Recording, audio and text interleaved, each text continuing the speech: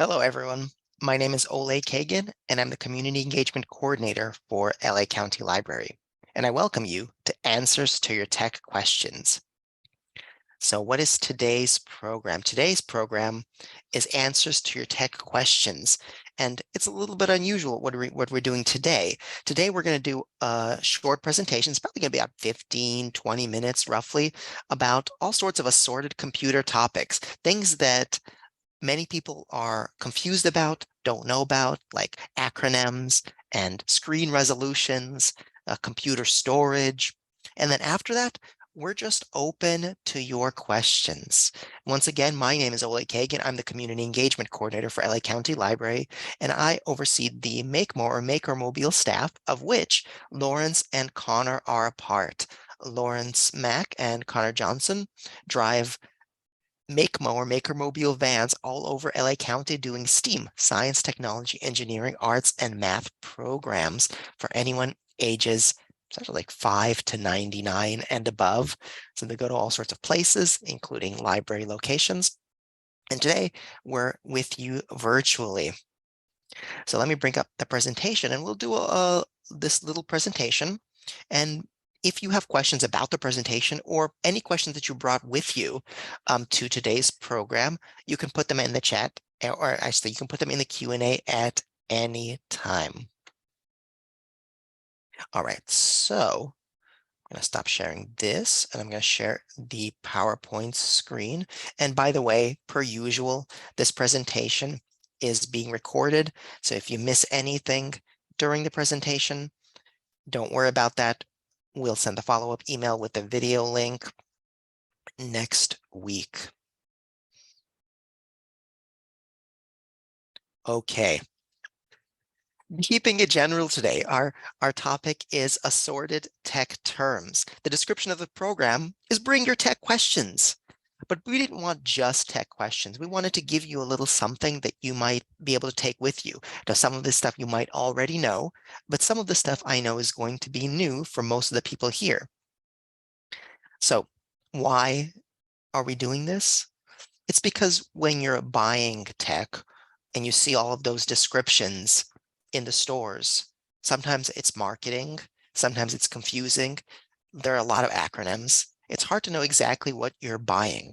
So both as a person who buys technology and as a person who uses technology, we feel like these topics are going to be useful.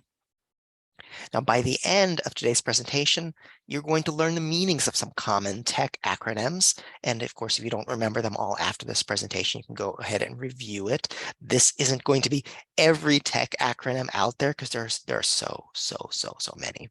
But it's just a few and some to get you started. We're going to have visualizations of some concepts that include these acronyms, and then of course, questions. So what we're going to do today is we're going to intersperse acronyms as well as deeper explanations of topics like screen resolution, computer storage, internet speed and bandwidth, and the different types of USBs. And everybody knows who uses cell phones, computers, wireless mice, and all kinds of other devices that they have to charge have interacted with the plethora of USB options out there. It's so many different kinds of plugs, all USBs.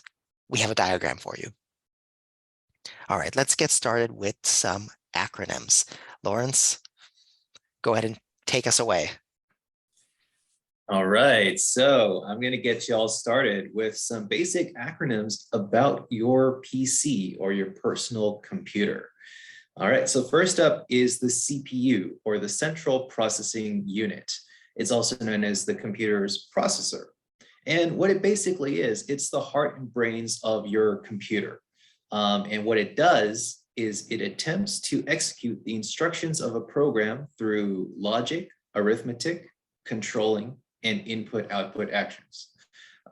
So what it basically does, it can determine the overall speed of your computer, basically how fast it can calculate and carry out a program's operations. So CPUs are very generally measured in performance by First, the number of cores that it has, and second, by its clock speed. So modern CPUs usually have multiple cores. All right. So when CPUs were first developed, they were all single core. All right. They start off with one unit. Now there's dual core, quad core, octa-core, and more.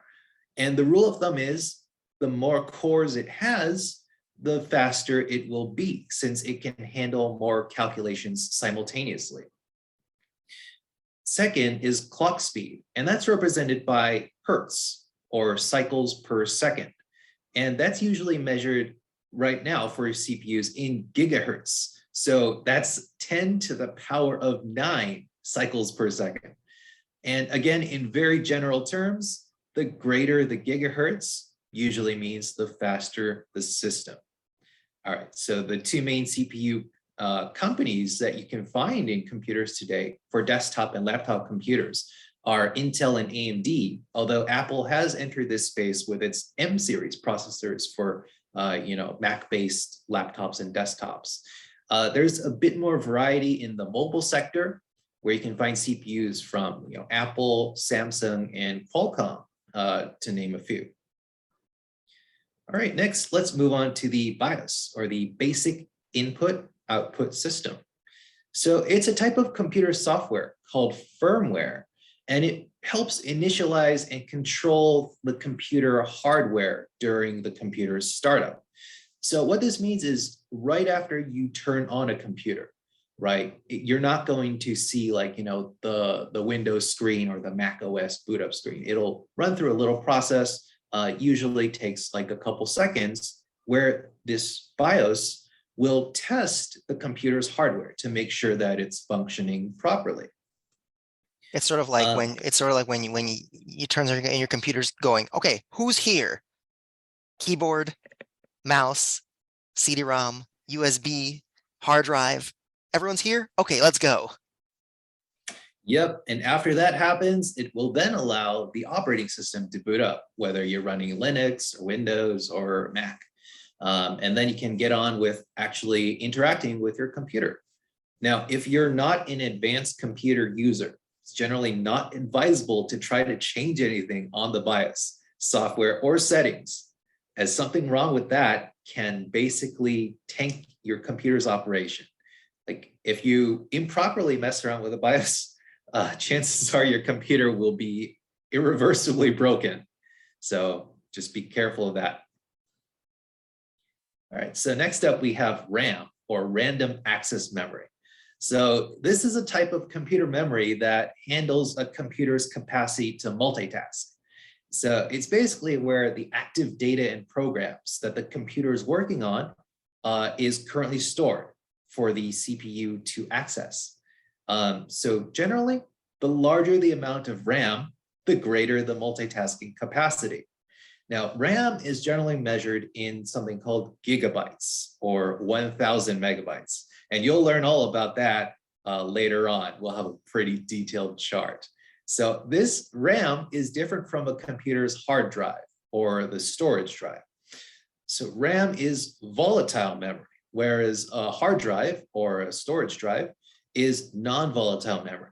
So this means that RAM requires electric power in order to function and to store information and to read and write information. If power is lost from a computer, whether you turn it off or there's like a lightning surge and the device just turns off by itself, this means that all the information stored in the RAM is lost. And this is different from your hard drive or your solid state drive, where all the data remains on the memory even after the power is shut off. Now for modern devices, they've improved to the point where 8 gigabytes of RAM is kind of the generally agreed upon minimum for programs and applications to run smoothly. If you have less than that, it might struggle to run a modern operating system. And then again, if you go beyond 8 gigabytes, 16, 32, 64, performance generally increases. However, I want to add that computer performance is kind of tied to a variety of factors, not just any one device. And it depends on the CPU, the RAM, and other devices such as the hard drive, and also like the graphics card working together in tandem. If one or more of the units is an older model or a slower model, it can be a bottleneck, and that can kind of limit the overall ceiling of a system's performance. All right, so let's move on to the next slide. Okay, so now I'm going to hit you with a few internet acronyms. All right, so URL, Uniform Resource Locator. So that's basically your general web address. All right, so it's basically what you use to navigate to a desired web page. So the URL for LA County Library would be, www.lacountylibrary.org. And that's what you would use on every single computer device on a browser to navigate to our webpage. Okay, next we've got HTTP, or the Hypertext Transfer Protocol. So this is basically like a communications protocol. It's used to connect web servers on the internet or on a local network or an intranet. So basically what it's used to do is to establish a connection between the device you're using and a web server, and to send web pages back to your browser, whichever browser you're using. And it's a part of the TCP/IP, which is the Transmission Control Protocol Internet Protocol. And that's a set of standardized rules that allows computers to communicate on a network, such as the internet. While TCP and IP are two separate computer protocols, they basically function together. They're so reliant on the other that you basically use them in the same breath, TCP/IP. IP is the part that obtains the address to which the data is sent, while TCP is responsible for data delivery once that IP address has been found. So you can kind of think of it this way. The IP address is kind of like the phone number that's assigned to your smartphone. And TCP is all the technology that makes like the phone ring, that lets you kind of talk to whoever's on the other line. So, they're really reliant on each other. All right. And it puts a lot of emphasis on accuracy, sending information between the two devices. And here's how it does that. If it would send like a whole message to another device, it would send it in bits and pieces called packets. Because if the system were to send the entire thing in one go, if there was a problem with that route, if it was somehow unavailable, then the whole message would have to be resent. However, it's using these packets. It's breaking each message into very small data packets for efficiency. Because if one route is dead or unavailable, the other packets can be sent on a different route, and they would just have to resend that first small packet instead. So that's TCP and IP in a nutshell. Next slide. Okay, and now we're gonna end our acronyms section with some graphical acronyms. So the first is a DVD, or digital versatile disc. And chances are you probably handled a DVD within the last 20 years or so. They're very widespread, pretty useful technology, and it's very handy for offline storage. Although, however, now there's USB drives that are even more handy. But again, some applications are still distributed through this DVD medium. You still see new desktop computers have a DVD drive, but they're increasingly uncommon in laptop computers in order to like save space or make them thinner or whatever. But it feels like this technology is something that's slowly being phased out. Next up, we have HDMI, or high definition multimedia interface. And those are the two ports that you see on the screen. All right, and what it is, it's a standard port for transmitting high definition video and audio between devices using the same port and the same wire. And it's really handy because in the past, if you wanted to connect a computer to a larger monitor, to a projector, or to a television, there would be separate ports for video and audio, and they might not be high definition. So this kind of unifies both video and audio and makes it very easy to just plug, and whether you're connecting like your laptop to a TV or a gaming console, it just works. It usually just works as plug and play. So HDMI, very useful to have if you're buying a new device and you plan to connect it to a larger display. Okay, and now PPI, or pixels per inch. So this basically has to do with how much detail you can see on a screen. And you'll learn more about PPI on the next slide. Indeed, yeah. PPI and pixels is something that we're going to get into right now. And I got to say, Lawrence, I'm really impressed with your description of TCP/IP. It's a topic that's not at all simple. Thank you. And if anybody wants to learn more about it, yeah, there's whole books written about TCP/IP. It's rules that power essentially how computers communicate, not just on the World Wide Web, but any kind of network communication. It's really deep and I think kind of interesting. So let's move on to PPI, or pixels per inch. So as you may or may not know, what you see on your screen, both TV screen, at least especially modern TV screens, and computer screens, is a whole bunch of dots called pixels.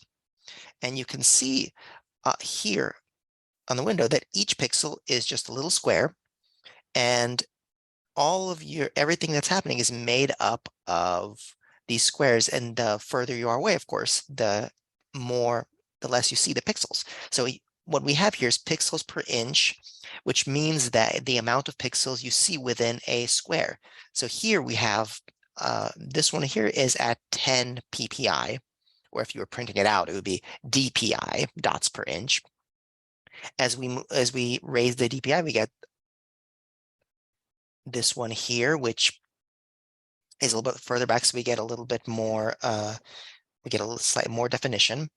And then as we get even further back, cram in more pixels per inch, we see it's sort of like a pointillist painting. Things start to come together and look smooth. Now, the reason I'm telling you about PPI is because it comes together to make video resolution. So video resolution is essentially the way that the pixels, the dimensions of the pixels that are on your screen. So usually this is described in two numbers, the pixel length going down, the amount of lines going horizontally and the amount of lines going vertically. So the length, the lines going across length, and the height. And you'll see this described in advertisements in stores as a 1920, for instance, by 1080 or 1080p. P stands for progressive scan, which means that the dots are brought onto the screen or displayed in sequence, whereas in the past, like on old TVs, they were interlaced so that they were described odd and even pixels were displayed in different order. So here is a demonstration of what that might look like. So as we can see here, 640 by 480 is a smaller video resolution. So it means that there are less lines. So you can have a giant monitor and a 640 by 480 resolution. Everything would look really big, but also would look really pixelated. And SD stands for standard display.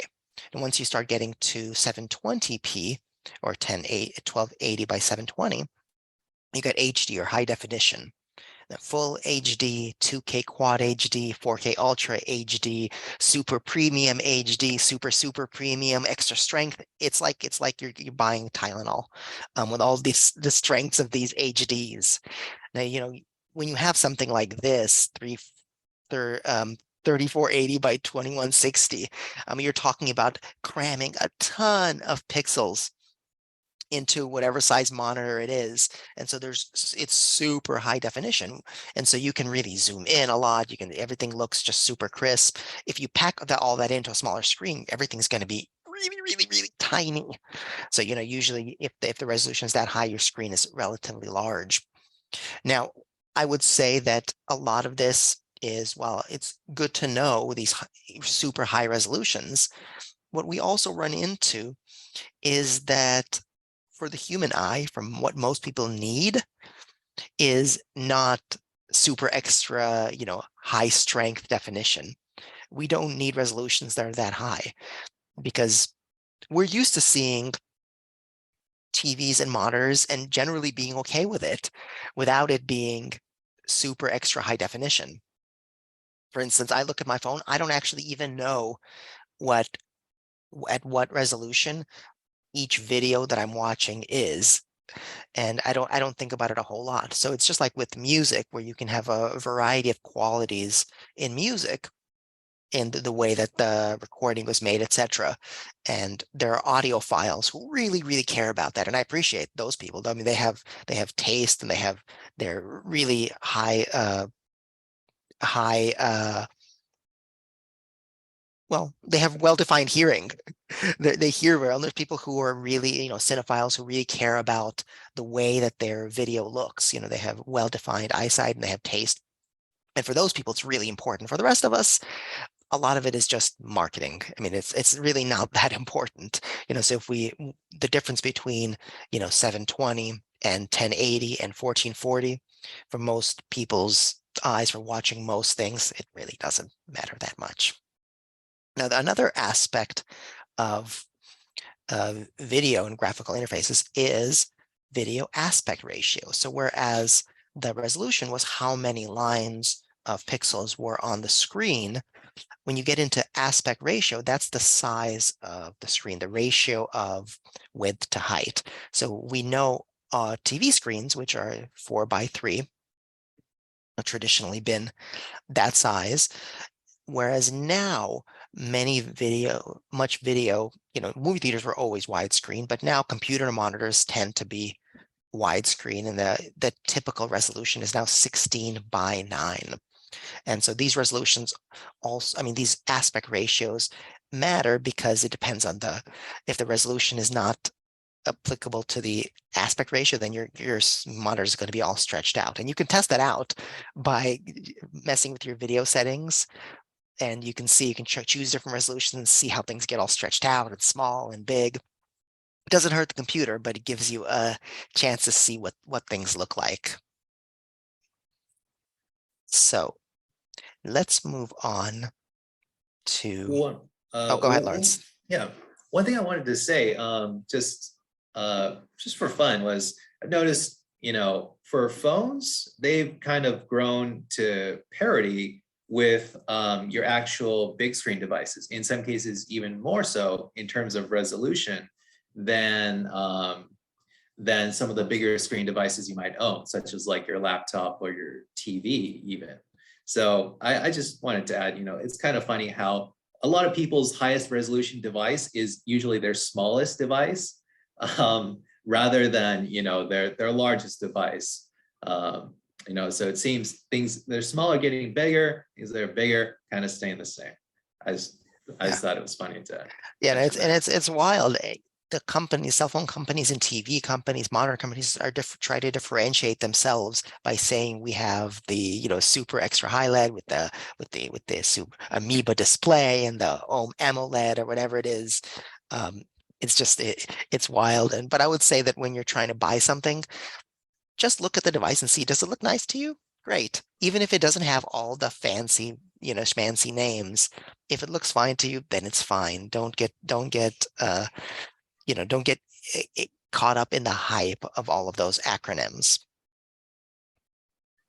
Now let's move on to something that is also occasionally confusing to people, and for good reason, and that is computer storage. So we're going to talk a little bit later about bits, bytes, kilobytes, megabytes, gigabytes, and terabytes, KB, MB, GB, and TB. All of these are ways to measure the amount of space that's taken up on an HDD or hard disk drive. And I have a picture of one coming up in a couple of slides. So a hard disk drive is your traditional disk drive. It's usually about this big. It's inside the computer. Inside it is a disk that spins, and so you can hear on computers that aren't very new. You can hear the hard drive spinning up when you turn on the computer. It goes, and you can hear it moving around and clicking on, especially old desktops. I remember I still fondly recall the sound of my very first computer clicking. So that's a hard disk drive. Now, the other kind of drive you see very often is a solid state drive, and that's like essentially a USB drive, or like a flash drive, but made for inside the computer, and usually has more capacity. And so basically, a solid state drive is exactly what it sounds like. Nothing in there moves. It's all through the miracles of science that we no longer need the disk spinning. Lawrence, did you have something to add? Yeah, so what I wanted to add was there's an interesting difference for hard disk drives and solid state drives. So while solid state drives are, much faster Quieter. than and quieter than hard disk drives, in terms of failing, you can actually hear when a hard disk drive is starting to fail, and you'll kind of know when to replace it. However, with solid state disks, there's very little warning when a drive is about to fail. So that's one of the advantages that older hardware has. But as it's harder to find hard disk drives, I'd recommend just keeping your data backed up on another device entirely, just to prevent any data loss. That's always a good practice to back up your data, because you never know what can happen, whether it's a hard disk drive or a solid state disk or a flash drive or a secure digital card, an SD card, which is what this person is holding up on your screen. Those little cards, they can either be sort of that size that's on the screen or even slightly smaller. And modern laptops often have slots for those. They're just another storage medium. Oftentimes they're used on cameras just because they're so small and thin. You can record on digital cameras. They have slots for those kind of cards. But yeah, backing up your data is very important no matter what you're storing it on. So I did just mention flash drives. Now, when I move to USB, Universal Serial Bus. USB is a magnificent format. It's so much in use. It's quite amazing. It can pass power through it. It can pass data through it. It's a really great standard. The only downside is that there are so many different kind of plugs that if you have any amount of electronics in your house that need to be charged and use USB, you probably have an assortment of different plugs and adapters, and sometimes it's difficult to find the one that you need at the moment that you need it. So here are some examples of the plugs. It's not all of them, this is most of them. This is 10 here. I think there's 13 different kind of USB plugs. The ones that are most common are USB-A, which is the one that is in the picture here. There's a couple of USB-A slots here. And those are these right here. So the USB 1.0, 2.0, and 3.0 and 3.1. The difference is that they're faster. The USB 3.0 is way faster than USB 1.0. So all modern laptops will have the newer USB slots. Now, the most popular one for cell phones and smaller devices now is USB-C. Really nice because you can plug it in any direction. In the past, anybody who's used regular USB, the bigger USB-As, know that it's really hard to know which direction to plug them in. You flip them around, it doesn't go in. You flip it around the other way. Very frustrating. Actually, I have a tip for you. Usually, the way that it goes is in the direction with the two little dots. The two little dots usually go up. I just unplugged my mouse. I have a wireless mouse. I don't know if you guys can see this. Oh, there we go. The two little dots. These little holes, they go up. They face up. So then the dots are here. You plug it in that way. That's one easy way to know which direction to plug the USB in. Universal Serial Bus. All right, now let's get into the wonders of storage space. So what you see up in the top center of this screen is what a hard drive looks like inside. So it's like a little record. Now let's talk about storage space. This can be a little bit confusing because there's a lot of numbers, a lot of conversions, but you don't have to know about all that stuff. All you have to know is that computers store data in ones and zeros. Each of those ones and zeros is a bit.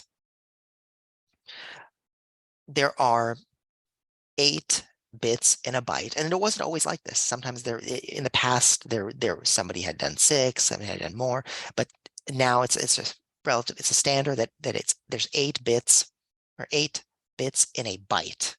There's 1024 bytes in a kilobyte. There's 1024 kilobytes in a megabyte, and so on and so forth to 1024 megabytes in a gigabyte, 1024 gigabytes in a terabyte. Now, sometimes you'll see, and it's a little bit confusing because of the prefixes kilo, mega, giga, tera. It's rounded down. You can see some places it says 1,000, but for computer storage, it's 1024. Now, that usually won't make a huge difference unless you're starting to get into gigabytes and terabytes, whereas like 24 kilobytes won't really make a big of a difference. 24 gigabytes is a lot of storage space. So what you see in the table here is I have some comparisons. So a megabyte is usually a good sort of central place for file storage. So we can see that about a 9-page Word document with no images, so like a word processing document, is about 312 kilobytes. Now, that's less than a megabyte. It's a really pretty small file. Now, Frank Sinatra's All of Me, which is off the Columbia Years record, is a compilation. That version of All of Me is 5 megabytes. The song's about 3 minutes. Yeah, it's about 3 minutes long. It's just under 3 minutes long, and it's 5 megabytes. A 4-minute YouTube video of medium low quality is 79 megabytes. Browser basics, our last digital literacy class from last week, 375 megabytes. It's 1.5, that's about an hour and a half of video. Pretty, low quality, not very high quality, is 375 megabytes. Now, 1 gigabyte is 1,024 megabytes. So you can see you can fit a few of those videos inside a 1 gig. If you had a 1 gigabyte hard drive or 1 gigabyte flash drive, you can fit a few of those videos. Now, if you for some way you downloaded a Netflix movie, Netflix does let you download certain episodes or movies now. If you wanted to download that, which means take it from the internet and bring it down to your computer, that's about 2 gigabytes of data. And so now, if you think about how to compare that to when you need to buy a phone or computer and they say, oh, this phone has 16 gigabytes of space, or the computer has a 120 gigabyte hard drive or 1 terabyte or whatever it is. And if you think about that, there's always going to be some space that's reserved for the operating system, so Windows or Mac OS or Linux, whatever that operating system is, or OS, another acronym. If you think about it this way, you can fit in a 120 gigabyte hard drive, you can fit probably 50 movies, 52-hour movies off of Netflix in high definition. If the resolution of the movie, if the quality of the video is lower, obviously it requires less space because it's less information for the computer to store. But that's how you know. Now, many people end up running out of space on their devices. And most of the time, the reason for that is because there's some apps that take up a lot of space, and there's also media. Now, photos tend not to be super, take up a super amount of, unless they're stored in an uncompressed, format where then they're really, really high quality. So photographers can run into space issues, like professional photographers store their photos in raw format with all the data, no compression. But for regular people who are just taking snapshots with their phones, it's not the photos, it's the video. If your phone takes high resolution videos and you have a bunch of videos, it adds up. So that's one of those things. And now it's so easy to take so many photos. I just a couple of weeks ago, I offloaded like 12 gigabytes of photos and some videos off of my phone and stored them in the cloud. And I didn't realize I had so many, but really I had thousands of photos, and it just adds up because anytime I take photos of my kids, I take like 20 photos in one instant. So all those photos take up space. So actually, there was something that I wanted to show you really quickly. I'm going to stop sharing. Uh, I just so you can get a sense of what the what computer storage space kind of looks like and what it represents. I'm going to just share my whole screen, and I'm going to bring up a folder where I created a file earlier today. So this is a folder I have here, and I created a text file. Text is just the most basic file you can have. It's just characters, just letters. I created a text file called one.txt. And what does one.txt have in it? It has a single character, the number one. And what's fun to do now is Windows lets you see how much it rounds up to 1 kilobyte, but it's not 1 kilobyte. If I right click and hit properties, you can see how much space this takes up on the hard drive. It takes up 1 byte because that one character, that number one, is 1 byte of data. So it's 8 bits that tell the computer that there's a number one. And I'm gonna show you another example of that in a bit. Actually, literally in a bit. Sorry, pun unintended. Totally unintended. And yet it did happen. I have trouble with punning. All right, let me bring up the presentation again. Here we go. Oh, wrong one. I'm gonna stop sharing this real quick one more time and bring it up in a way that's convenient to use. And I see there are questions coming in, and we will stick around and answer all your questions. I promise. All right, so let me share my PowerPoint screen one more time, and we'll finish up because we're almost at the end. We're just going to cover internet speeds next, which is something that a lot of people get confused about, and for good reason, because it is confusing. All right, let's do slideshow from current slide. There we go. So let's move on to internet speeds. So I just mentioned that the number one took up 1 bit or 1 byte of data. And the way that's represented in ones and zeros is something similar to this. Each of these is 1 bit. And there are 8 of these, 8 bits are in a byte. And this combination of ones and zeros is the letter B. It tells the computer knows that this is the letter B. So the way that for some reason internet companies measure speed is instead of megabytes per second, they measure megabits per second. A bit, of course, is, like I mentioned, one of these ones and zeros. Now, you don't need to know the ones and zeros. All you need to know is that 1 megabit equals 1 million bits. So that's a lot.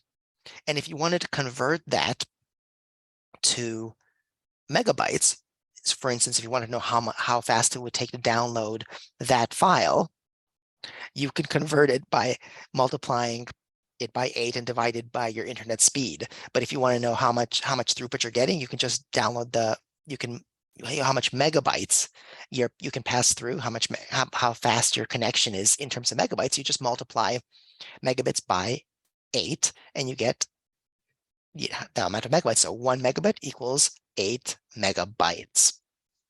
So when you do a speed test, it really depends on what you're trying to do with your internet. But sometimes the companies will tell you, oh, you need this much space, this much megabits per second in order to be able to do X activity, watch movies. The truth is that you don't really need 100 megabits per second to just surf the internet. If all you're doing is surfing the internet and not even really watching movies, you're totally fine with 3 megabits per second because you're really passing a lot of information through the internet tubes. If you have 5 megabits per second, it's not bad either. I mean, you can watch movies with 3 megabits per second, 5 megabits per second. If you want to watch really high definition movies, then you want to be a little bit higher, 10 megabits per second. But the companies that are offering you, extra premium prices for 100 megabits per second, if you don't have a whole bunch of people using your connection at the same time, like if you're just 1 or 2 people in a household, or even if you're 3 people in a household and you don't all watch movies at the same time, then you don't need 100 megabits per second. You can go considerably lower than that. And you can always, of course, if you're not sure how fast your internet is and you're curious, if you Google internet speed test, then you get the box I have on the screen. You can actually do a live speed test. Google will ping your computer and it'll get information back and it'll tell you how fast the download speed and the upload speed. Upload means to bring some from your computer onto a server. So you upload it and you download it. Download is bring it from the internet down to your computer. You can see how fast the speed is. Okay, so we just covered a lot of stuff. I'm a little bit, this is a lot of random information. I hope that it was useful to folks out there. Some of this, I know it's a lot of numbers, but you can review it and you can see that you can then make use of it when next time you're trying to decide how fast you want your internet to be, or how much your hard drive needs to be, or how good of a monitor you want to get. You can use some of this information to decide. Okay, and now it's the moment we've all been waiting for. Hey, my annotation's still up here. It's time for Q&A. All right. So let's get into some of these questions. And Lawrence and Connor are going to be here. So we're all going to be answering these questions. And we have some questions. Okay. So the first question we have is, my fan is not working on my laptop. What should I do? Lawrence, do you want to take this one? Sure. So if your fan's not working on your laptop, first you want to decide, how handy are you? Are you good with tiny tools? Do you feel comfortable with opening up the back of your laptop? Can it even be open? So if the answer to all those questions is yes, I'd recommend just go look for a tutorial on YouTube using your laptop's model number and replace fan or something. Do a search for that. You'll probably find something where they give you a step-by-step with video on how to replace that. If you're not handy or you don't really want to risk it, you might want to try looking for a professional repair service, or maybe even buy a new laptop if that's something you're thinking about. Yeah, I would say that also sometimes fans aren't always on. So you're just going to make sure that your fan actually doesn't work, because sometimes they're pretty quiet. Sometimes they don't need to turn on all the time because your laptop may not need cooling all the time. So there's also the idea that, laptops will get reasonably, I mean, they may or may not get warm. So if you find that your fan doesn't work, but your laptop or computer isn't getting that warm, then don't worry too much about it. If it is getting warm, then you might be running down the life of your computers. In that case, you might want to go to Geek Squad or somewhere and have them replace your fan. No, you could buy a new laptop, but oftentimes replacing a fan is not really a huge job unless your computer is really hard to open. In that case, there's some companies that don't want you to repair the computers. They don't want you to open up their computers. But sometimes what'll happen is that the Geek Squad or whoever it is will open up your computer and see, oh, maybe the power to the fan got a little jostled for some reason. It got unplugged. They can plug it in. It'll work again. Sometimes the fan also gets dusty, so it's useful to get one of those blower things. You can get them at any hardware store, any place where it's a little canister and you press it, it'll emits air.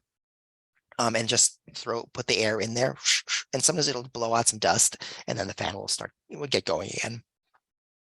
There's easy ways to kind of before spending a ton of money on a new laptop. Try to get it repaired. All right. Next question. What is the best way to monitor your child's activities on TikTok, Snapchat, and other social apps? I'm conflicted about this question. I don't know I don't know if there are good ways specifically within those apps to monitor activity. There are ways to monitor activity on a computer. I mean, there's like a key logger which monitors every key click, but that's not specific to apps. And there are ways to lock down. There's software that will lock down a computer, or potential apps that will lock down a phone, and so that young people or whoever won't be able to use certain apps. I'm sure there's also apps on a phone that will monitor what's happening on that phone.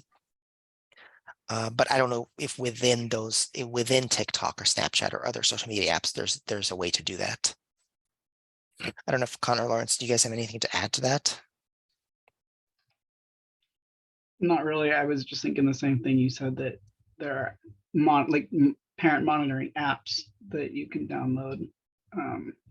But yeah, I don't know of any service within the apps, just like you said. Young people are wily. They very quickly find ways to outwit those apps. I know when I was a teenager, the first thing I would do when I would get on a computer is try to disable the monitoring software. I mean, there wasn't a time when my parents put anything on there, but when I was in school and other places, I would immediately like try to figure out a way to get around it. Not everybody's like me, so not everybody will do that.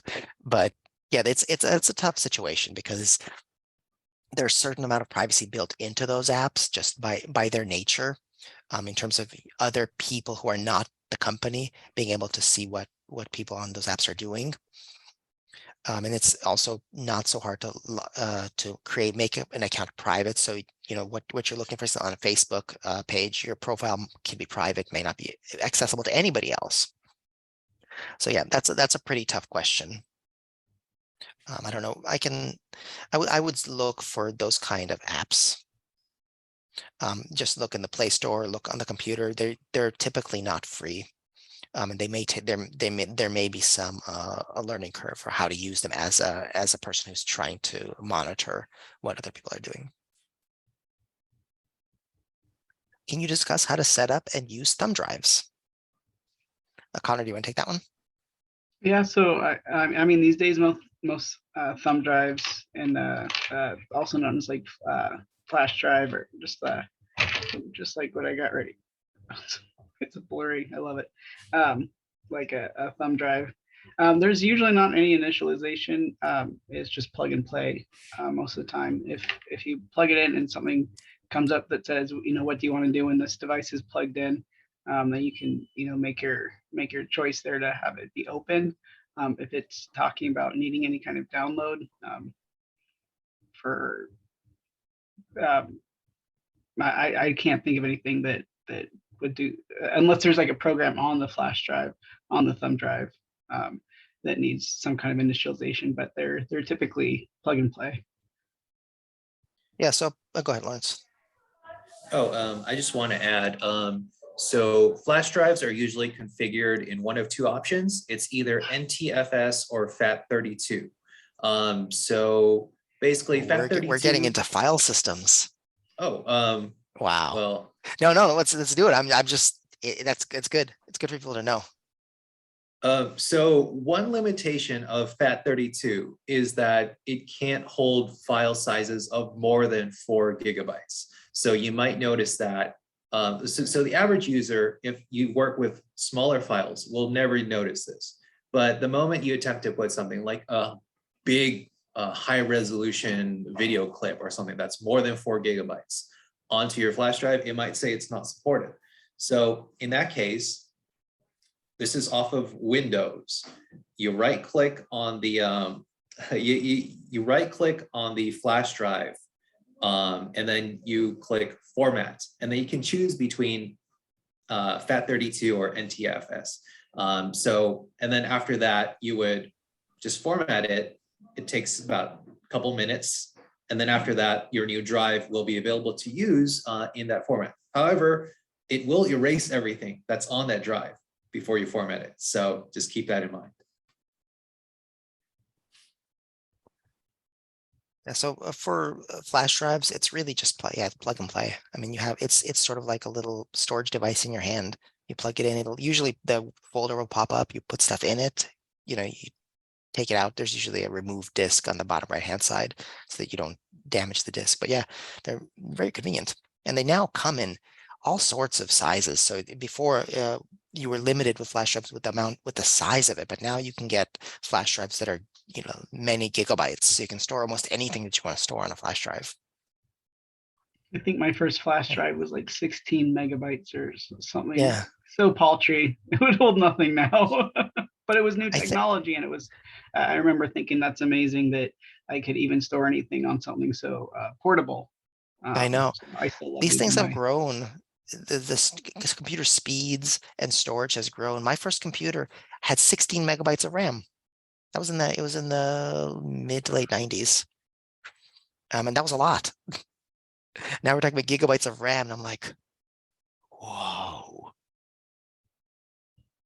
That computer had 800 megabyte hard drive. That was a lot. I could fit a lot of games on that hard drive. All right, let's talk about what is a reasonable price to pay for a desktop computer whose usages consist of email, eBay, and Google search.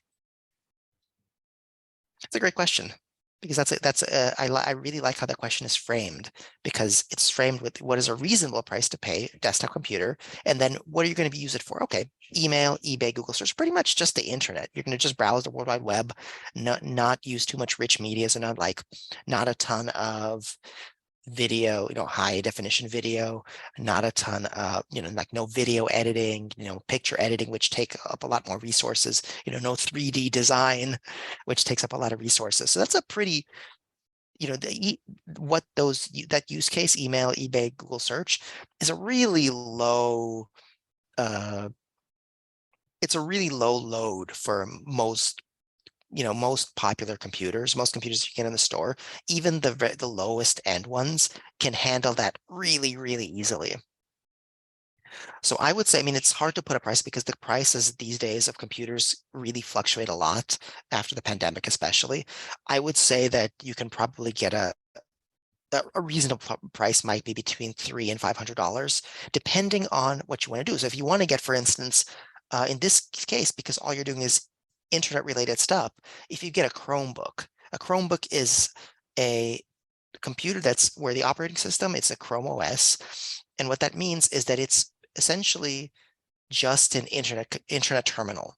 So what you need to be connected to the web to use it's like in some ways, it's like a big phone, but it's a laptop, and you can browse the internet on it.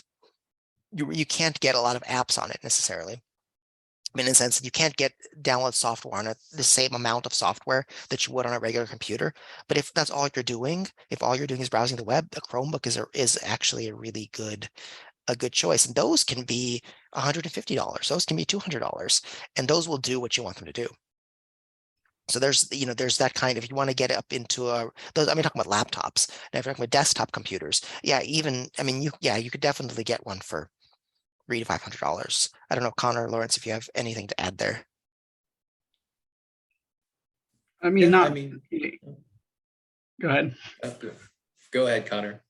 I was just going to say, I mean, generally, if you're looking for a desktop, and you guys can correct me if this is not true any longer, but I think desktops tend to be a little bit cheaper for what you get, because they don't have to put it all into tiny, more compact, or They don't have to compress everything, arrangement. all that, yeah.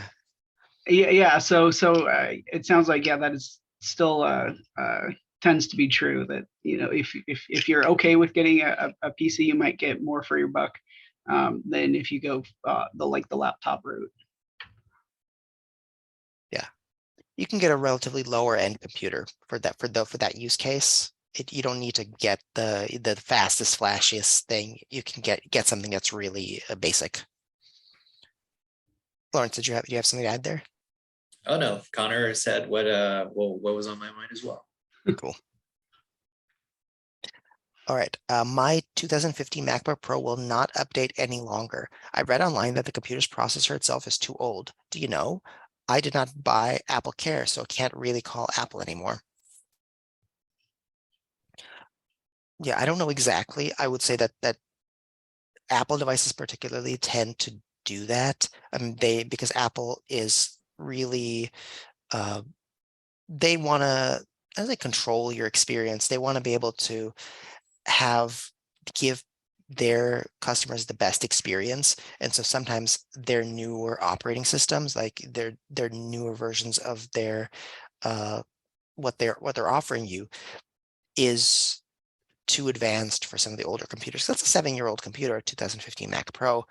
Now you can use that computer. I mean, there's for so many use cases that that computer is totally fine. And I personally am I get a little bit miffed when companies don't make their stuff backward compatible when they're trying to just force people to upgrade by not updating their systems any longer. That said, if the computer works fine, don't update it. It doesn't matter. It'll work fine. There'll be eventually be some apps that won't work on it. But if what you're doing, if you're browsing the internet, then it should be fine. That shouldn't be an issue. Uh, yeah. Yeah, Otherwise. for the MacBook, I just want to add, after X amount of years, Apple will stop supporting the device with updates to their newest OS version. That's what I believe that you're referring to for your MacBook Pro. So like Oleg said, if your MacBook still works, keep using it. You're not missing out on too much. All your core features are still there. So yeah, just keep enjoying your MacBook. Jane writes in the chat, my Chromebook shut off printing connections after updating. Yeah, it's possible it's possible that that happened. It updated and it did something with the printer drivers, or it somehow forgot the printers that you had connected to it. Hopefully that's ideally something that's pretty easy to fix. If the printer is plugged, you can plug the printer back in, or if it's a Wi-Fi connection, you can reconnect the printer, and hopefully that's not an issue that's too difficult to fix, but kind of annoying that would happen. But occasionally, yeah, computers will update, and for some reason, the update doesn't include something that maybe it should have included, or overwrites something that it shouldn't have overwritten. I would like to clean out my apps. How can I identify those that are needed to operate? That's a tough one. That's a tough one, especially both on a computer and on a mobile device. My thinking is that it's better not to mess with things where you don't know what they are. And so if you recognize the app, if it's something that you installed, then feel free to uninstall it because it's something that you put on there and you no longer need.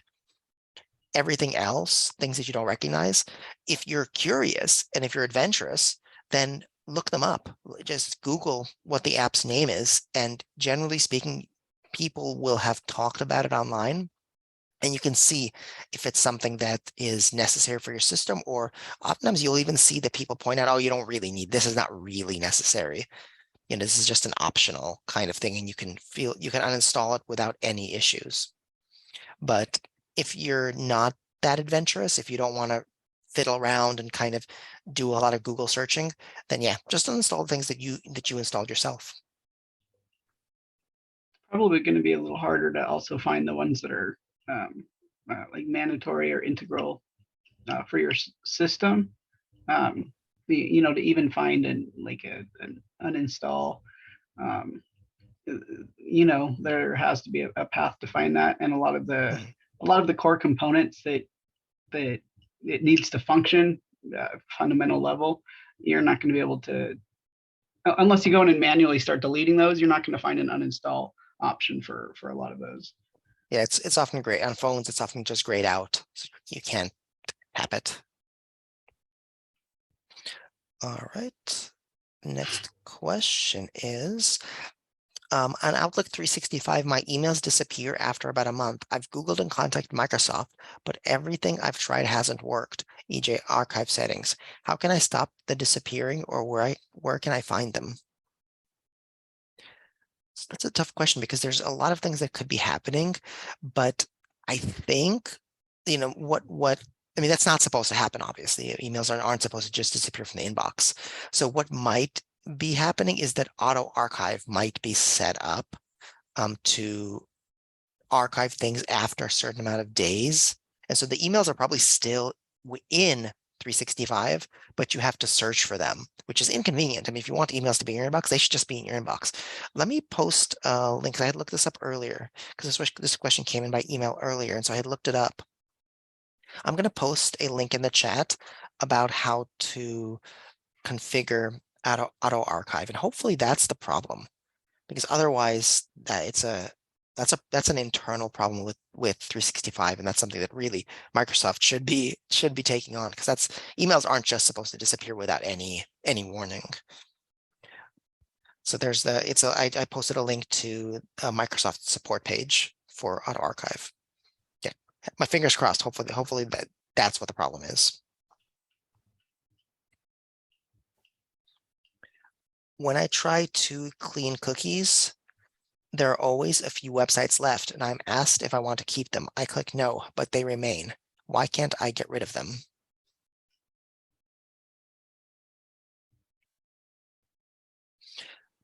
If you visit the websites again, then they add the cookies again. It depends. I think it depends on the website. I mean, there are some websites that might, I mean, you can ask your browser not to save any cookies at all and see what happens. But the only thing I can imagine is that, if you visit the website again, then a cookie will come back. Or, I mean, if it's some sort of illicit thing, I mean, if it's some sort of bad actor, they're trying to, their browser's connecting to a website without your permission and throwing those cookies in there, that could be it. It might not, it might be just be some kind of innocuous thing that the browser is connecting, like Firefox is connecting to Firefox.com or something like that, something simple about the browser updates or something. So it could be nothing. Hard to tell just from without knowing what the cookies are exactly.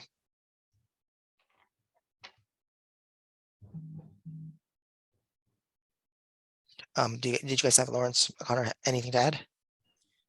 Yeah, I was just about to say, like, maybe you have those websites open while you're cleaning your cookies. So that could just be them reconnecting and, restoring immediately after you delete them.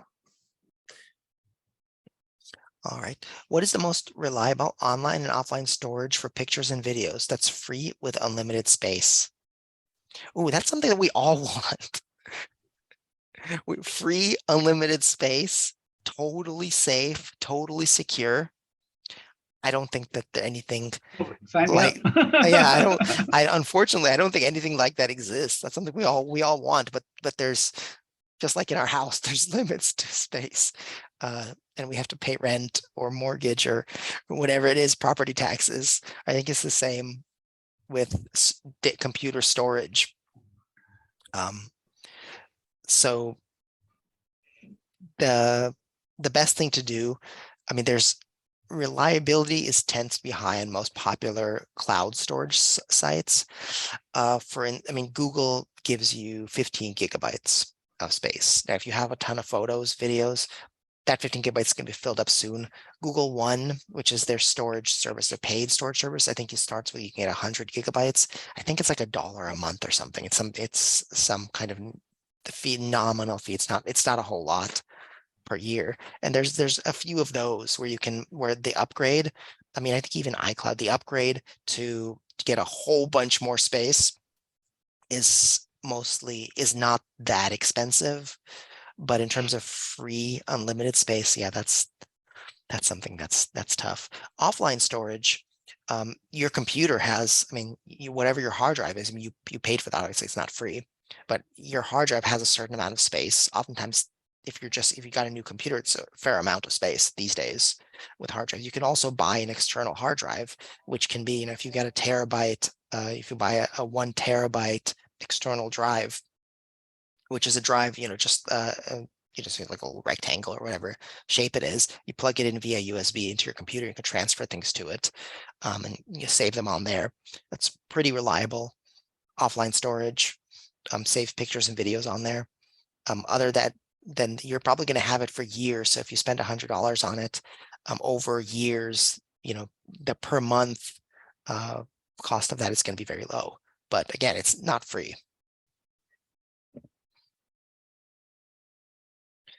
I cannot turn off closed captions is available to note at the top left. It just keeps popping up. This never, oh, this is a Zoom question. There should have been, I think in the toolbar, there's a way to turn off the closed captions, right? I mean, I've done it before on other Zooms. For my screen is different because I'm the host of the program. You can also move the thing around, the closed caption, the transcription. You can click on it and then just kind of move it to different parts of your screen. Sometimes it gets in the way of the screen. Or if it's distracting, you can just kind of move it off to the side. I don't know if Connor Lawrence, you have any insight on that, because I'm mostly on the host side of Zoom, so I don't see the other side as often. For me, it's just more on the bottom bar, more, and then subtitle settings, and then there I can fiddle around with the actual closed caption settings. So maybe you'll have some luck there. Hopefully that works. All right, so let's see. This is a kind of long question. I'm gonna read the whole thing. My problem is I have hackers and I need to, okay, I'm already in. I need to protect my laptop from them. Yes, these hackers are best in class and I'm not yet tech savvy. I have a new laptop that has no operating system. I want to know how to do the following, all offline. Load an operating system, load a web processor, load a printer driver from a disk supply from Brother. How can I do that? Also, how do I find a business who will answer my tech security questions? I experienced very motivated hackers. I needed to find quality tech security professionals to answer basic to advanced questions. Thank you. That's a really full question and I like it. Okay, the computer has no operating system. If you're a beginner, that's a problem because nothing happens when even the BIOS comes on when you turn on the computer. You can buy a Windows disk. I'm assuming they still sell them, and they used to sell Windows disks. And you can get a Windows disk. You can get a Linux disk. If your computer has an optical drive, which is a CD-ROM drive or DVD, you can throw that in. When your computer boots up, it should check the different drives. It's in BIOS, it gives you the boot order. That's something that I wouldn't recommend fiddling around with for a beginner, but usually BIOS will go through, if there's no operating, it'll go through OneDrive, then it'll go to CD-ROM, it'll go through the USB, and it has an order to start up. And when it loads the disk or the USB, then you can install the operating system from whatever that device is. So you can create, there's instructions on the Ubuntu. Ubuntu is a flavor of it. It's a distribution of Linux. There are instructions on their website how to create an image, a USB image for a USB drive. And if you plug that into your computer, you should be able to install an operating system. You have to be online though, somewhere to do that. That's not an option offline. If you want to load a word processor, it's the same idea. You can download the install file for OpenOffice off the web. You can also, you can theoretically order a disk from somewhere. You can order it by mail from a company. But for many of these things, the software has to come online. So if you use like OpenOffice, it's free. So you can download the install file, bring it to your computer where hackers aren't there. It's not connected to the web. You can just run the installation on that. Once you have the operating system on there. Printer driver, it's the same thing. You download the printer driver from you have the disk already, so you can just install it on the computer. So if you want to keep that computer totally separate from the internet, it's possible to do that, but you're going to have to connect at some point.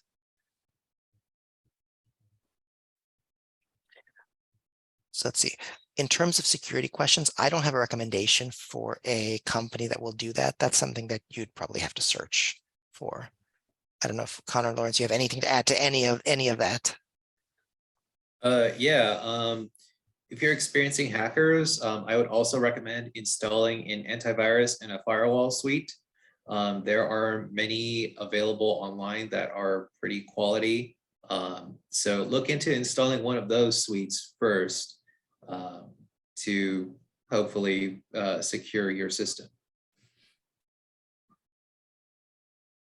All right.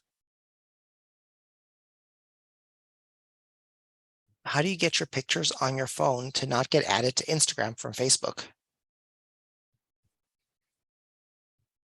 I would Uh, assume that's a link that had to be set up in a setting somewhere. Or maybe look under linked accounts, something along that. I'm not a big Instagram user, but I think I've seen an option where you can set that up. So maybe that got set up at some point.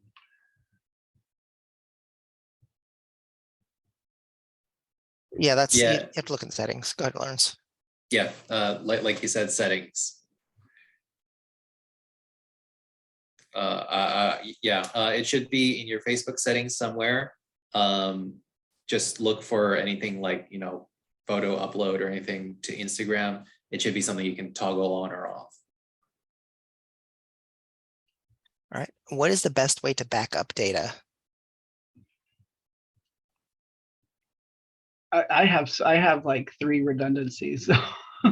It's really, what's your, personal preference, the cloud-based, which, we were talking about. And then, I have an external hard drive that backs up the same stuff, So it's really going to be about, your situation and whether you prefer an online based storage or a physical, having the physical backup there with you. But there's options. Yeah, there are a lot of options for data storage, and the best depends on personal preference, what you're trying to store, how secure you want it to be, if you want, how much you want to pay, when you need, and how often you need access to it. So there's all of those things in addition to like the reliability of the storage medium. So for the reliability of the storage medium, that's something that it depends on how, and if you're talking about like you want to store something for 40 years or you want to store something for like decades on the same device, that's a different question than if you want to, just store snapshots in some kind of backup.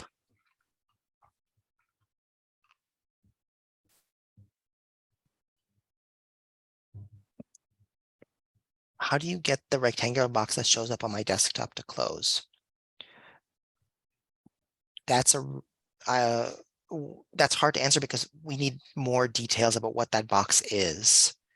There could be a rectangular box could mean so many things on a desktop. If you want to email me, respond to the follow-up email, then let me know, give me a screenshot or more information about that box is, then I can probably help you after the program. Follow-up question. I shoot a lot of 2-minute or shorter videos on my phone for dance. My computer has a 512 gigabyte. It's a solid state drive. Greek to me. I could get a terabyte perhaps for $40. I think 512 gigabytes will be enough. Yes, yeah. For 2-minute dance videos, 512 gigabytes is plenty. Yeah, those 2-minute videos probably take up, I don't know, probably take up like 50 to 100 megabytes. You can store a whole bunch of those videos on a 512 gigabyte hard drive. Of course, a part of that is operating system. So it's not, you're never getting 500, unless it's an external drive, you're never getting a 512 gigabytes. But even if it's not 500, even if it's 300 gigabytes that you're getting, that's, yeah, plenty for offloading those short videos to your computer.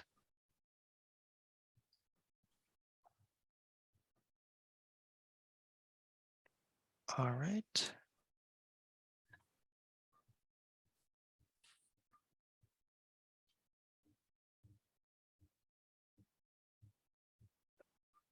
Could you explain cookies?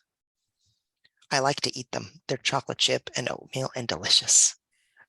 Lawrence Ricardo, would you like to explain cookies? Sure. All right, so cookies are small files that are created by like websites that you visit. So, if you visit, google.com, probably create a cookie. If you visit, Yahoo or any type of website, So these little files, they kind of remember you by saving your browsing information, and they can remember things like your password sign in or your site preferences, or even give you content that's relevant to you or your location. So cookies are useful, but they're also not as useful because they can like track you and send all types of information to these websites to use. So it's a good idea to clear your cache of cookies every once in a while, just to keep things on the safe side, because they hold a lot of information about you. So, hackers can make use of those cookies to steal information about you. Yes. Sometimes cookies are just files, but in essence, a cookie is just a key value relationship. So it's just a key, so it's some bit of information and the value of that information. So if, for instance, a cookie could be, is this person, the key could be logged in, could ask, and then the value could be like yes, and some kind of string of numbers to show the website that you're logged in. So if you're like logged into Facebook, and you want to come back to Facebook and still be logged in, Facebook has a cookie on your computer that tells it has a key that is something like Facebook logged in or something, and then some kind of string of characters that Facebook compares with something on their server to show that you're legitimately logged in. And so those key value pairs, sometimes stored in separate files, sometimes stored in a database. So in Chrome, cookies are stored in a database file. So you can access them and look at them, but it's not a whole bunch of files in a folder. It's just one file that has a whole bunch of information on it. So it's they're often innocuous, but sometimes, like Lauren said, they can be not great. When sending an attachment, a picture in an email, should I send it small, medium, or large? Is there a standard size used commonly?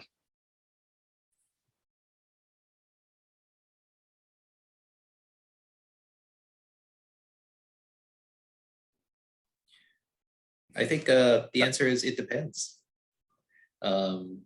So for most email services, there's a file size limit on their attachments. So that might decide the answer for you. And yeah, if you want it to be fast and efficient, probably the smallest size possible. If you're sending the attachment to somebody to print as a huge poster, you might want the largest size possible, largest resolution possible. I have nothing to add to that. Connor, do you have anything to add? No, good job. The perfect answer. Can you discuss backing up your computer on an external something? Yes, we have discussed backing up quite a bit already, and we even have an event about backing up, storing your data. Connor, do you want to go into some detail about how you back up your stuff? Because you say you have three redundant backups. Yeah. So yeah, my I impressive. just have like a MyBook type, Western Digital. There's Seagate there, and any of those. A lot of those, if you look for ones that are like at the store or online, if you're looking for ones that are specific for backup, they'll often come with software that on the drive itself that will help you set up the frequency of your backup if you want to schedule it like continuously.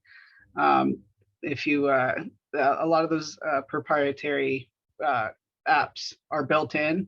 I'm sure there's ones that you can get, that aren't, like what Western Digital or whatever the case may be, and use those. I'm pretty sure Windows has its own where you can use a backup function and point to the hard drive of your choice that you have attached to the computer.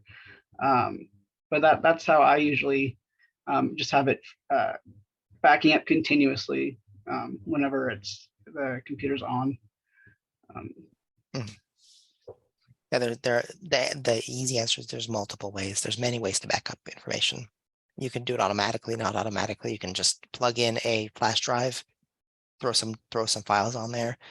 It really depends on what your backup needs are and how much files you want to back up and how frequently you want to back them up and how long you anticipate having them backed up. All right, next question. Just got a Samsung T7 solid state drive, 1 terabyte external drive. Will it connect to my 2.0 USB port in my laptop? I believe the answer to that question is a qualified yes. I think it will. If you plug it in, it's not going to break your computer, though. You just won't be able to use it. But yeah, I think it's fine. Yeah, I would say it depends. Well, it will.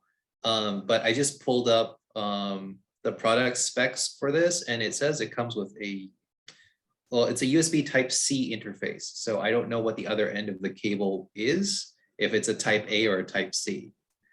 Yeah, so not all laptops have a Type-C connector. Some laptops, especially newer laptops, do.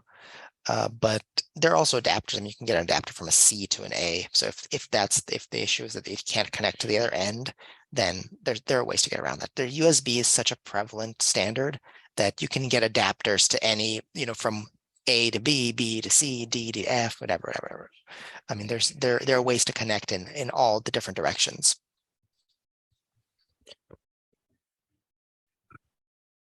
On Android phones, which Google Play Protect app that we need to install on my smartphone to protect us from hack attacks? Or is there Protect? So it's basically the question is about security on an Android device. So the viruses aren't as much of a worry on phones, though phones can get hacked, and they do get hacked. And phones, there can be security issues on phones, but as far as I know, stuff like antivirus software isn't as common on mobile devices. So I would say that the way to protect yourself from hacker attacks on a phone would be to be cognizant and careful about what you're clicking on or what you're tapping on, particularly in emails and other ways that you receive files. Be careful about which websites you visit, the links that you click or that you tap. Those are the best ways to protect yourself on your phone. Don't give information about your phone number and details of your device to people who you don't trust. Go ahead, Lawrence or Connor. Oh, I was just going to say, and just make sure you are aware of and are okay with the public Wi-Fi's that you connect to. Mm-hmm. There's fake Wi-Fi out there that might say like free trial, and that could be a bad actor on the end. So just make sure it's a network that you trust if it's not your home network.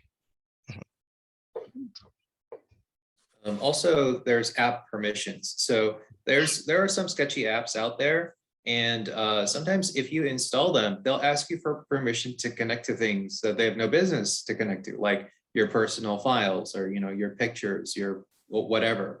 If they ask you to connect to things and the app looks suspicious, don't let them connect to that stuff, because that's a backdoor into your system.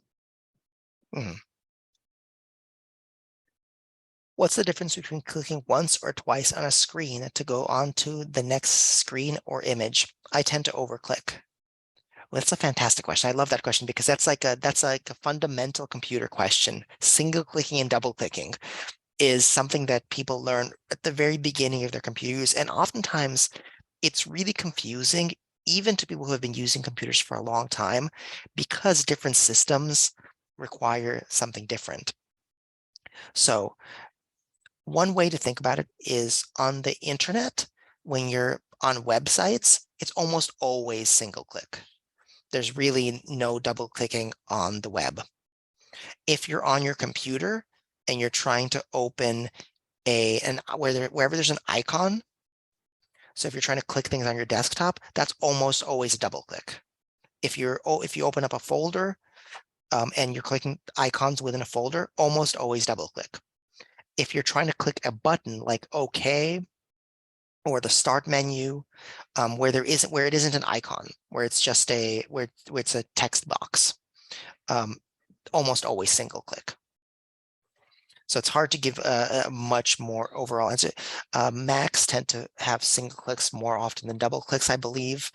And yeah, so that's a general kind of a description of where you single click and where you double click.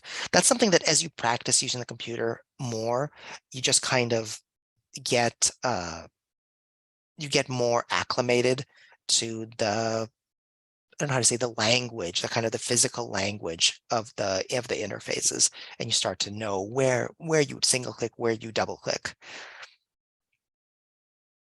I don't know if Conor, do you guys have an easy heuristic for that?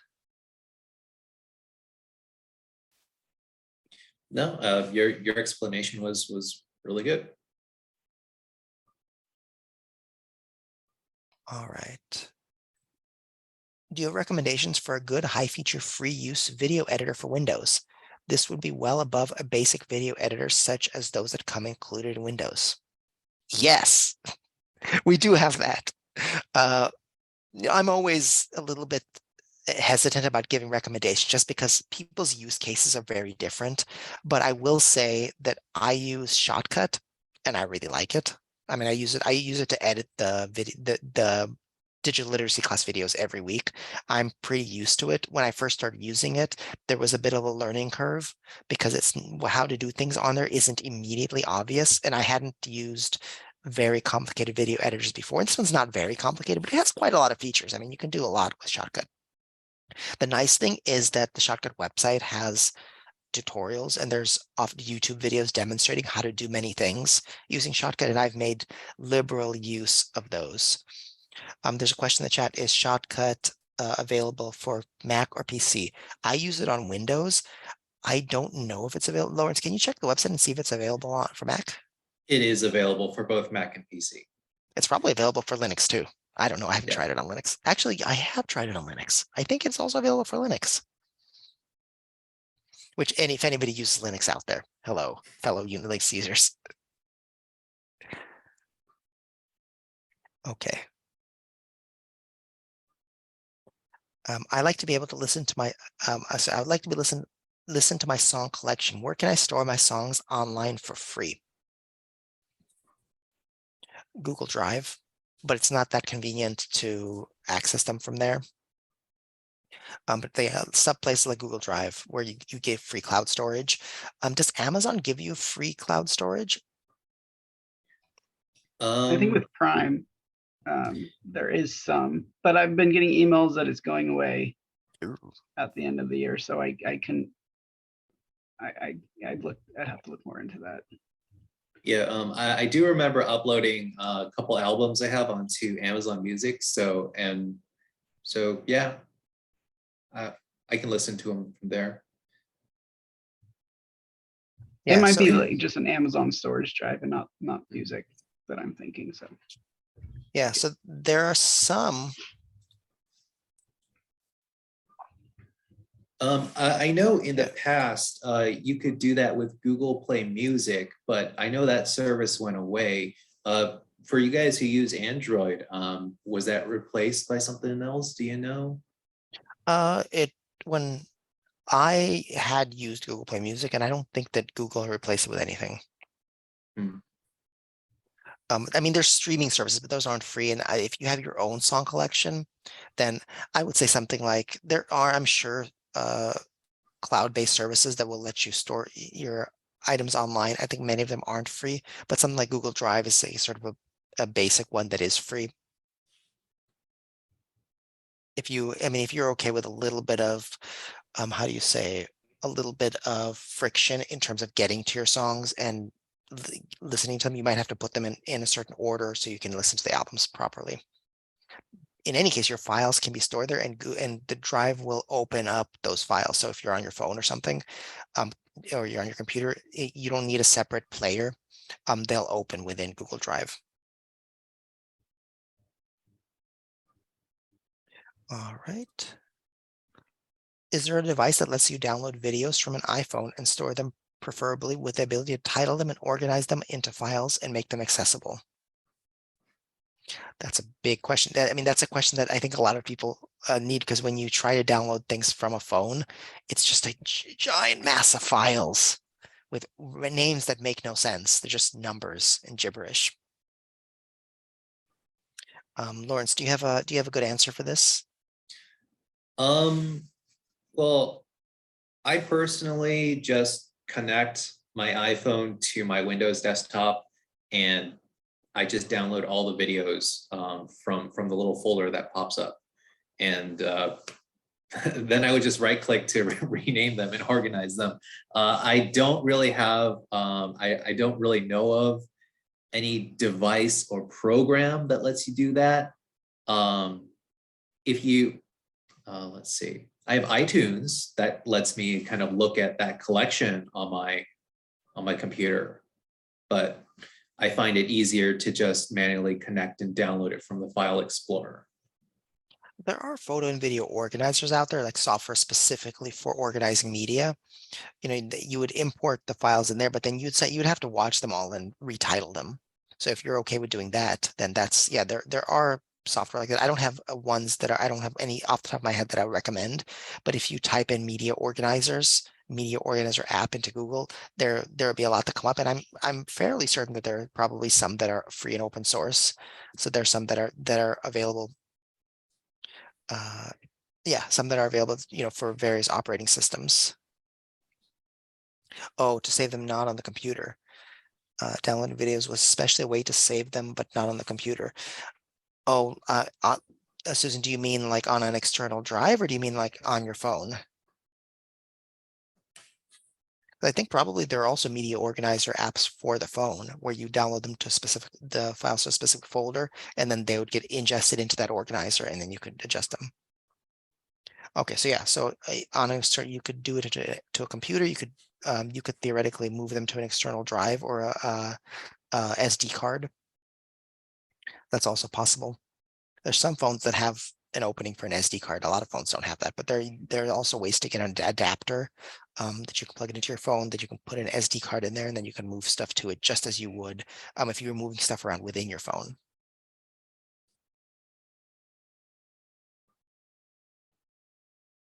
But we're getting to, it's already 12:40. Let's answer a few more questions, and we have a lot of questions left over. If you have questions that you'd like us to answer, just respond to the follow-up email, and we'll do our best between Connor, Lawrence, and myself to answer your questions afterward. Because right now we still have 19 questions, and I think we're running a little bit low on time. So we'll do a few more.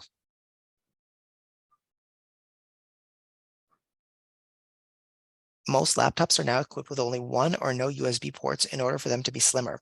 I need a laptop with 3 USB ports and both a different microphone and a headphone port. Are adapters okay to use?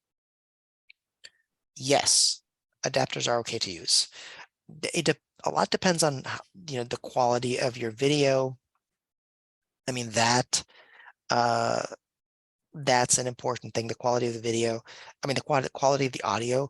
If you're getting it straight from a USB, it may not be as good as if you're getting it from a jack specific for audio, but that's getting really into the kind of audiophile worlds, and I don't have the knowledge to be able to really go deeply into that.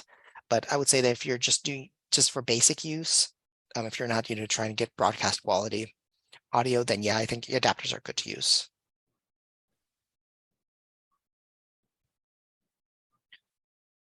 If you receive an email with an HEIC file, how do you convert it to JPEG? I think HEIC is one of those weird files that emails automatically generate. Lawrence, maybe Connor, can you do a Google search for how to convert HEIC to JPEGs? Because I don't know offhand. That's something that the first thing I would do would just be to Google that and see if there's an easy way to convert that, or if there's even that information within an HEIC file, is that image information is even there. I'm seeing a lot of online like cloud-based free converters. So Oh yeah, if like it's just one file, then yeah, just throw it in there and have it converted and download it. If you find one without too many ads, just throw it in the chat.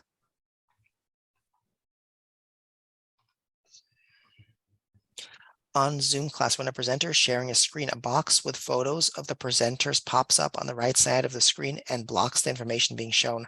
How can I get rid of that box? There's usually a view button on the top right-hand side of your Zoom window. If you click that view button, you can rearrange where the people go. Sometimes it's logged down by the host, but oftentimes you can rearrange that for yourself. So it can be you can look at it however it's convenient for you.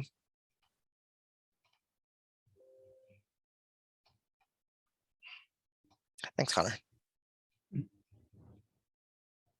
I want to clean my iOS cell phone of unnecessary files. How do or where do I delete extra copies while keeping one copy on the phone? There are actually apps that will help you do that, because doing that manually is a real pain because their files can be different places, but they're cleaner files. I don't know I don't have a recommendation for a good cleaner app for the iPhone. Google for Android phones, Google, I believe, has one built in. So it'll do it for you every so often. And on my phone, it pops up saying, "Hey, you have some files. Do you want to clean your phone? Last time you cleaned it 400 megabytes." So I believe if you go to the Play Store or the App Store, if you type in cleaner, there are some apps that will do that. There are probably a lot of apps that will do that actually.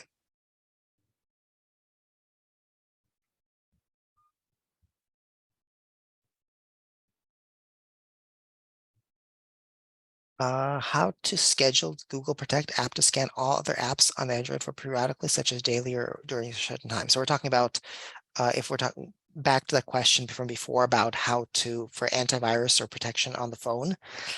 If there is an antivirus app for the phone, it might have an option that it'll scan your phone at intervals. I know that antivirus on the computer has that option. Sometimes it's real-time scanning, but it will do, it'll scan your computer at intervals. So I presume that if there is a antivirus app for the phone, especially if it's made by a common like Norton or Symantec or the Kaspersky, popular antivirus software makers, it'll also have that feature to scan your phone at intervals.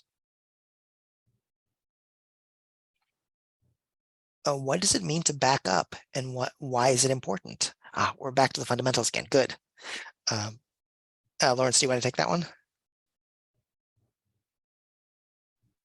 Sure. So what it means to back up is to make a copy of your data, especially your sensitive data, and put that in a secure place. And it's important because if you have sensitive data on a device, but you only have it on one device, what happens if something happens to if that device breaks or gets destroyed or gets stolen? So just having an extra copy is like having some peace of mind, like putting something in your in a bank's safety deposit box or something like that. To have a backup just in case something goes wrong with your main copy, you still have something else to pull out to use. Right. What's the easiest way to open and edit a PDF file? So you can open PDF files with a plethora of programs. The most popular is Adobe Acrobat. Editing PDF files is a little bit more complicated because Adobe requires you to pay for the ability to edit files. But there is free and open source software that allows you to edit PDFs because PDF is an open standard. If you search for PDF readers or open source PDF readers online, you'll see lists, there's lists of like 10, 20 of them on various websites, and they'll let you know that you can edit them, that this reader will let you also edit the file. I don't have offhand one because I don't spend a lot of time editing PDF files, so I don't know of one offhand, but I know that they exist because I've done this search before. It's been a couple of years though, so yeah, I'd love to give a specific piece of software, but I don't know it. Connor and Lawrence, do you guys have a? Yeah, possibly Libre. I'm seeing one. If you find one, you throw it in the chat.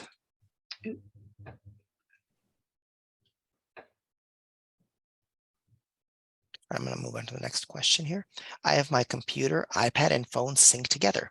I take lots of photos and videos on phone for work. So the photos, etc. I take are magically copied to the other devices. Sometimes when I spend hours to delete pics and videos from the phone, they don't also disappear from the other devices. Worse, they will magically reappear on the phone. No.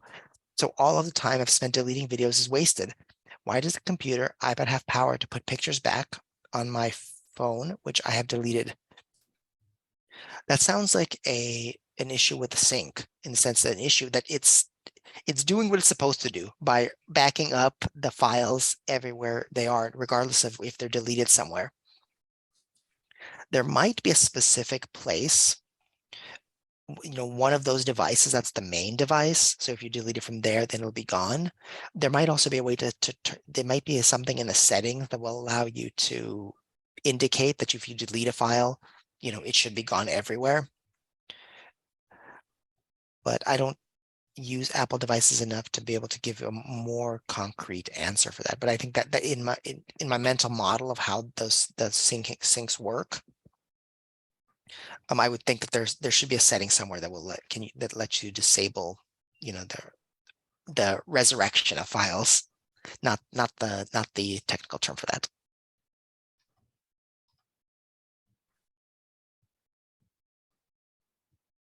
How do I share a related favorite link, like a song on YouTube, to the group I join online? Great question. On YouTube, there's a button called share. You click the share button and it'll automatically copy a little link for you. And then you go to wherever you want to share it, to whatever group you want to share it to. And either, where, if you'd say social media group or whatever, if it's like Facebook, you make a new post and you either hold control and hit V, which is paste, or right click. You get the little properties drop down menu and click paste, and that little link will paste to where you want it to be. If you want to be really low tech, you can write down that link in a notebook and then retype it. But their copy and pasting within the computer is much easier than copying and retyping outside of the computer.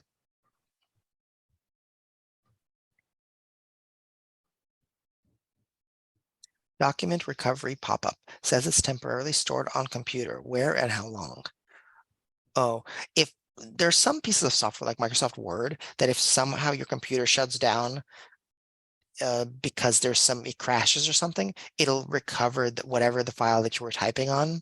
It'll have it there and it says it's there, but it doesn't do that all the time. And I don't know how long it stores that. I mean, the question is kind of general, so I don't know what document is trying to be recovered. There are oftentimes computers will store things in temporary directories, things that you're working on, because while you're working on it, even before it's saved, it might, the computer still needs to have it somewhere.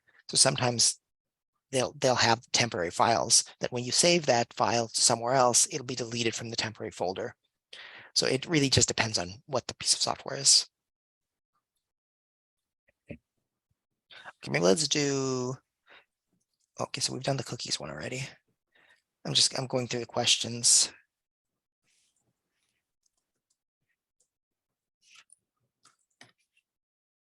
Can you zip photos to email a few at a time? Yes, of course. Yeah, that's a great way to do it. It's an easier way to if you have a ton of photos, it's much easier to do that by zipping them up. Zipping is a way to compress it's put a whole bunch of files and zipping them up into one file. I mean, you compress them all. And then instead of uploading 15 pictures, you can just upload one file, and then the person who opens it on their end will have to unzip them. And most computers have automatic unzipping now. So they have the program for zipping is just built in for extracting zip files. My laptop keeps giving me pop-ups that indicate I have given a number of viruses. I need to use the security program that follows. Is that legit? No, it's not. I already know it's not legit. That's spam. That don't click on that. Don't do whatever they say. That is a spyware. That is an advertisement. That is malware. Scam. Don't do it. You should find a legitimate security suite, antivirus suite, and use that to potentially scan for viruses on your system. I have many old pictures stored in different SD cards from old cameras. Can I store those photos to my PC? What's the best way to print them out?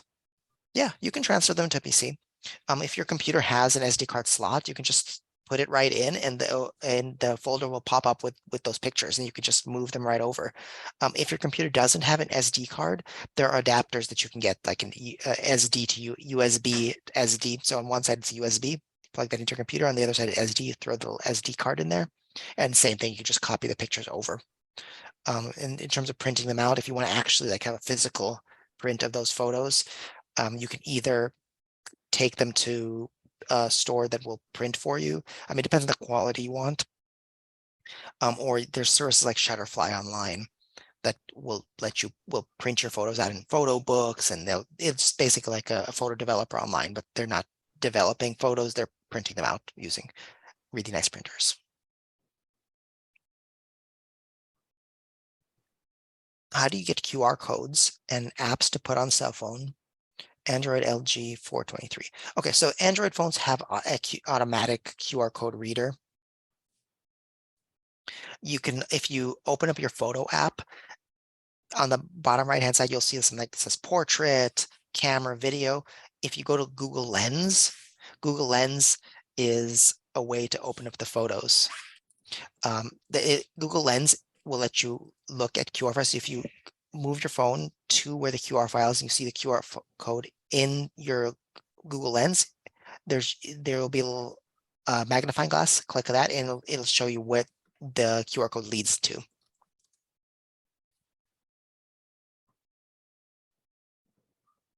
That's for QR codes. So Google Lens is the app, and it's usually built into your phone if it's an Android device.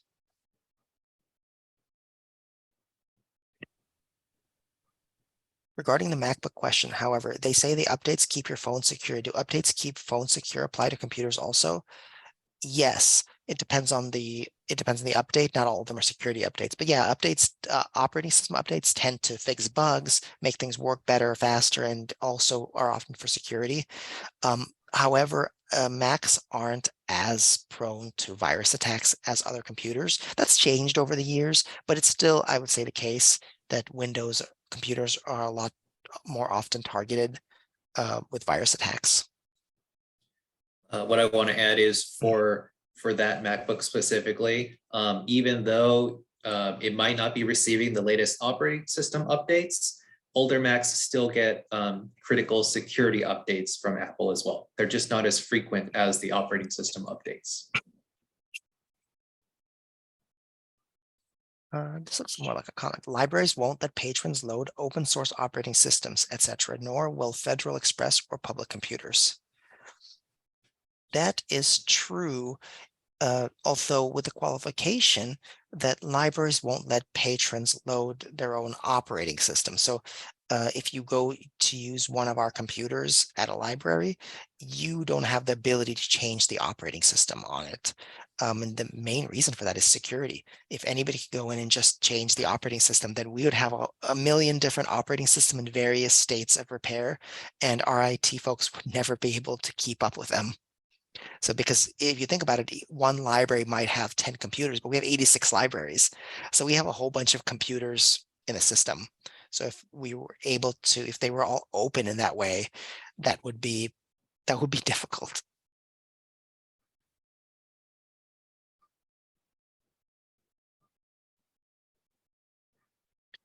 All right. Oh, Pinterest. Oh, if we got a decent more details about the rectangle. Oh, Pinterest.com is open. Okay, we'll answer that question by email. That should be no problem. There should be a little X top box, unless it's an extension or something. Guys, I think we've answered the questions. I appreciate. Thanks, Connor and Lawrence, for sticking around. It's almost 1 o'clock. We did a lot. This, as expected, we got a lot of questions, and I so appreciate everybody for asking all those great questions. We got into all sorts of things, and I don't know. I feel like my mind just kind of goes in every direction. And honestly, it forces me to do more research and to think about how different people use computers, which I really like. So let me just do one thing. So we do have a post-event survey that we ask folks to fill out. It's really short. And we really appreciate if you take the 2 minutes to fill it out, because we do look at what's on there. We try to use your feedback, positive and negative, to color our future programs. And if you have topics that you want us to cover, we do look at those, and sometimes we incorporate them into bigger programs. Sometimes we use the whole thing as a topic. And of course, you're always welcome to email and with questions. We may not be able to do all the troubleshooting all the time, but if we might be able to direct you to the right place. So with that, happy Thanksgiving, everybody, and we'll see you next time.